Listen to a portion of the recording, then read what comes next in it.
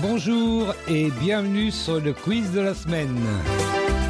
Une émission proposée par Radio Prédication, animée par Dominique et Martine. Bonjour à tous, soyez les bienvenus à ce quiz de la semaine. Comment ça va, Martinette ? Ça va. Ça va, c'est bien. Et puis, quant à nous, qu'est-ce qu'on va faire ? On va lire Matthieu, chapitre 16. Oui, on va poser des questions dessus et tout ça. On va bien s'amuser. Et puis, on va lire, bien sûr, la question de Petro de l'Éternel. Je vous rappelle que Petro de l'Éternel, c'est sur Twitter et qu'il pose des questions, un certain nombre de questions. Puis moi, j'en choisis une chaque semaine pour vous la poser à vous. Voilà. Et puis, qu'est-ce que je voulais dire d'autre ? Côté musique, nous allons nous diriger vers Gezer Vevo, que vous pouvez retrouver sur YouTube. J'ai choisi 3 titres, alors je vais essayer de vous les dire. C'est en anglais, mais bon, je parle pas tellement l'anglais bien. Le français non plus. The Longer I Serve Him, c'est le premier titre.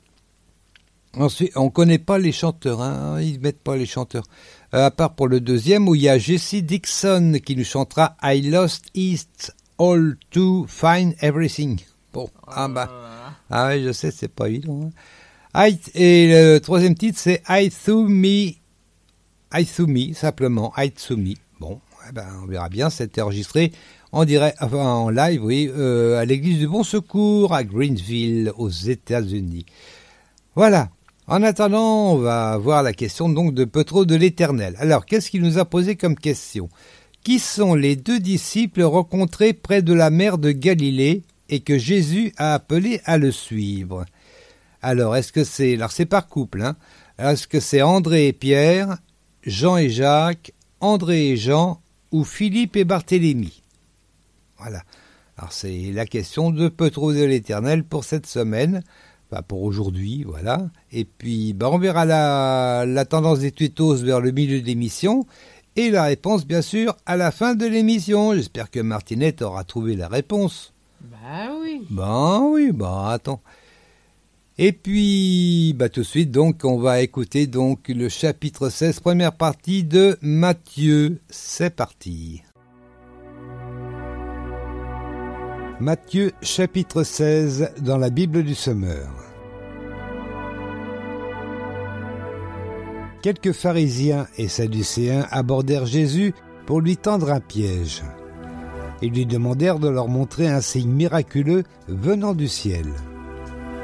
Il leur répondit : « Au crépuscule, vous dites bien, demain il fera beau car le ciel est rouge. Ou bien à l'aurore, aujourd'hui, on aura de l'orage, car le ciel est rouge sombre. Ainsi, vous savez reconnaître ce qu'indique l'aspect du ciel, mais vous êtes incapables de reconnaître les signes de notre temps. Ces gens de notre temps, qui sont mauvais et infidèles à Dieu, réclament un signe miraculeux. Un signe, il ne leur en sera accordé d'autre que celui de Jonas. » Là-dessus, il les quitta et partit de là. En passant de l'autre côté du lac, les disciples avaient oublié d'emporter du pain. Jésus leur dit : « Faites attention, gardez-vous du levain des pharisiens et des sadducéens. » Les disciples discutaient entre eux. Il dit cela parce que nous n'avons pas pris de pain. Jésus, sachant ce qui se passait, leur dit : « Pourquoi discutez-vous entre vous parce que vous n'avez pas de pain ? Votre foi est encore bien petite. Vous n'avez donc pas encore compris ? Ne vous souvenez-vous pas des 5 pains distribués aux 5000 hommes et combien de paniers vous avez remplis avec les restes ? Et des 7 pains distribués aux 4000 hommes et du nombre de corbeilles que vous avez emportés ? Comment se fait-il que vous ne compreniez pas que ce n'est pas de pain quand je vous disais « Gardez-vous du levain des pharisiens et des sadducéens » ? Alors ils comprirent qu'il leur avait dit de se garder non pas du levain que l'on met dans le pain, mais de l'enseignement des pharisiens et des sadducéens. Voilà, c'était le chapitre 16, la première partie. Il y a une deuxième partie après, oui. Et puis on l'écoutera tout à l'heure. Oui. Allez, on va poser la première question. T'es prête, Martinette? Oui. Oui. Alors, on dit qu'il y aura de l'orage lorsque le matin le ciel est gris, violet ou rouge sombre. On dit qu'il y aura de l'orage lorsque le matin le ciel est gris, violet ou rouge sombre. On verra tout à l'heure le côté rouge sombre, on va vous dire ça.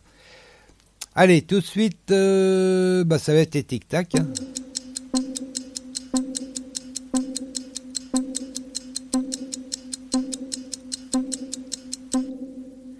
Quoi que tu dirais, Martinette? Rouge sombre. Rouge sombre, ça me paraît bien. Hein.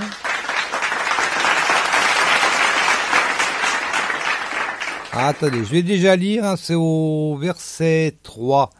Alors, on va lire du 1 au 3. Quelques pharisiens et sadducéens abordèrent Jésus pour lui tendre un piège. Ils sont méchants, hein, les pharisiens et les sadducéens. Ils lui demandaient... Hein? Ça date pas d'aujourd'hui. Non. Ils lui demandèrent de leur montrer un signe miraculeux venant du ciel. Il leur répondit, « Au crépuscule, vous dites bien, demain il fera beau car le ciel est rouge. Ou bien, à l'aurore, aujourd'hui on aura de l'orage car le ciel est rouge sombre. Ainsi vous savez reconnaître ce qu'indique l'aspect du ciel, mais vous êtes incapables de reconnaître les signes de notre temps. » Alors, petite précision, dans la Bible Summer en tout cas, mais à mon avis c'est pas que dans la Summer, les versets 2 et 3 sont entre crochets. Voilà. Tout simplement parce que on ne retrouve pas ce verset partout, enfin, pas comme ça en tout cas. Et je vais vous lire donc les commentaires bibliques. Donc voici ce qui est écrit, c'est vous allez sur toby.topchrétien.com, vous allez sur Matthieu, chapitre 16, verset 1, et vous sélectionnez le 3, et vous avez des commentaires bibliques. Hein, ça marche sur toutes les Bibles, bien sûr. Du moins du Top Chrétien. Les autres, je sais pas. Donc voilà ce qui est écrit dans ces commentaires dont j'ai pas tout compris. Mais bon, tant pis. Alors, ces paroles des versets 2 et 3, depuis quand le soir jusqu'à signe des temps, manquent dans des versions anciennes et dans quelques pères. Alors qu'est-ce qu'ils entendent par père? Je sais pas. Bon. Un manuscrit les marque d'un signe dubitatif. Enfin, Marc ne les a pas dans son récit parallèle. Cela n'en prouve pas pourtant l'inauthenticité. Donc ça peut être authentique.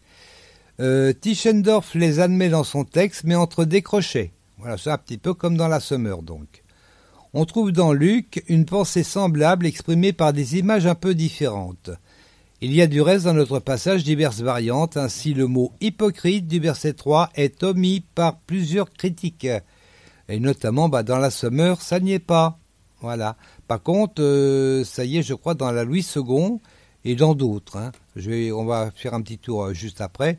Les signes des temps que Jésus reproche à ses adversaires de ne pas savoir discerner, aussi bien qu'il jugeait de l'apparence du ciel, ce sont tous les phénomènes moraux d'une époque qui peuvent en indiquer le caractère distinctif. On a pensé ici spécialement au miracle de Jésus, qui rendait bien inutile la demande du signe du ciel, ou encore à l'accomplissement des prophéties. Mais la pensée de Jésus est générale, comme le montre ce pluriel, signe des temps. Du reste, le grand signe du temps, un signe réellement venu du ciel, c'était bien sûr la présence et la vie du Sauveur lui-même. Voilà. Mais ils n'ont pas su le reconnaître, hein, les Sadducéens et les pharisiens.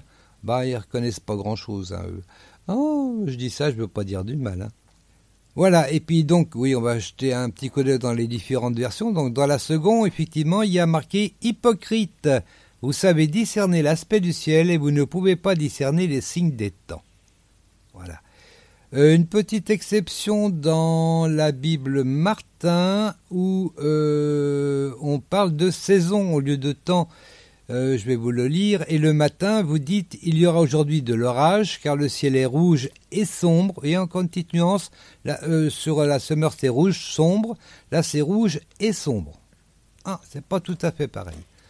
Hypocrite, vous savez bien juger de l'apparence du ciel, et vous ne pouvez juger des signes des saisons. Voilà, c'est les saisons au lieu des temps. Bon. Voilà, ça c'est la Bible Martin.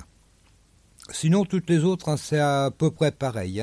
dans la Derby aussi, on parle de rouget sombre et non pas de rouge sombre, comme la semeur. Bon. Qu'est-ce qu'ils disent dans la seconde? Rouge sombre. Voilà, c'est comme dans la semeur. Voilà, c'est des petites choses, hein, c'est pas très important, hein, mais généralement ça doit vous aider quand même à mieux comprendre.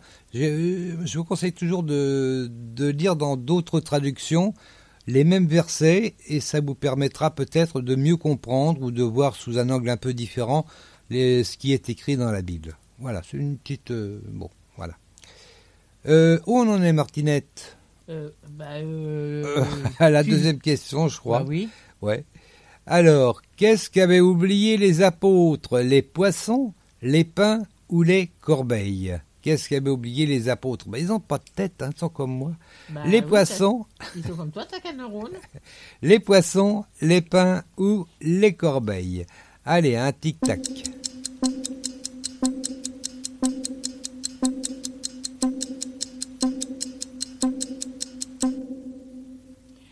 Quoi que tu dirais, Tidon? Les pains. Les pains, eh ben ouais.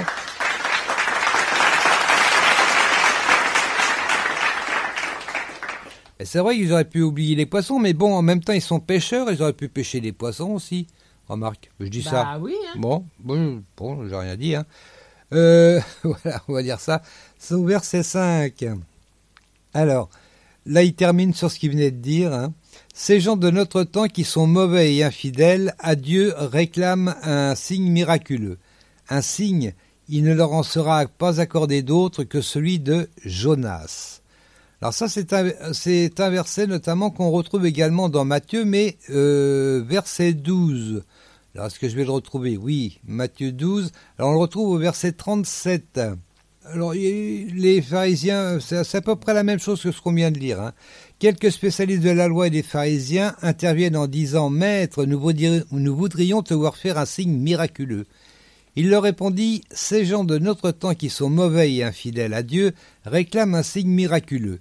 Un signe, il ne leur en sera pas accordé d'autre que celui du prophète Jonas. » Voilà. Là, il rajoute prophète Jonas, alors que au chapitre 16, c'est juste Jonas, hein, si je me trompe pas, il me semble. Voilà, mais sinon, vous avez vu, c'est exactement la même chose.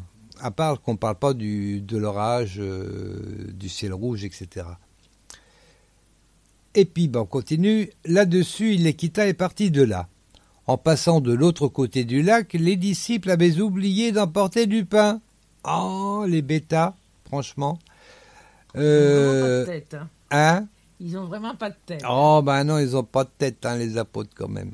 Et puis, ils n'ont pas trop de foi, pas tant que Jésus voudrait. On va dire ça comme ça, parce que c'est vrai qu'ils ont quand même la foi, mais peut-être pas autant que Jésus voudrait. Mais bon. Allez, on va poser la question suivante. C'est la question 3.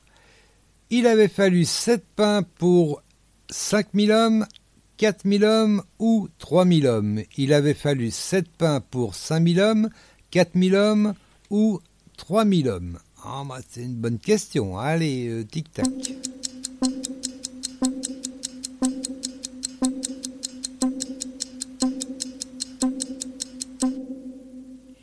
Oui. 4000 hommes.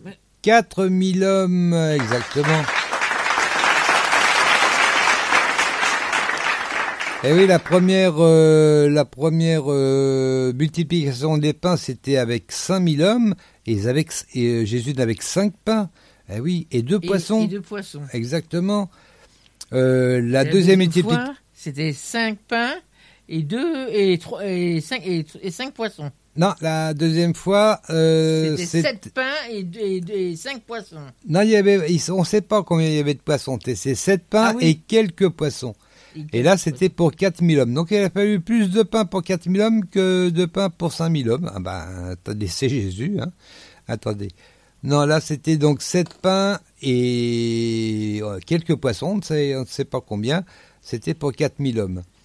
Voilà, on va lire ça. C'est au verset 10. Donc, on en était au 6. Hein, quand même. Alors, Jésus leur dit, faites bien attention, gardez-vous du levain des pharisiens et des sadducéens. Les disciples discutaient entre eux. Il dit cela parce que nous n'avons pas pris de pain? Jésus, sachant ce qui se passait, leur dit, pourquoi discutez-vous entre vous parce que vous n'avez pas de pain? Ah, votre foi est encore bien petite.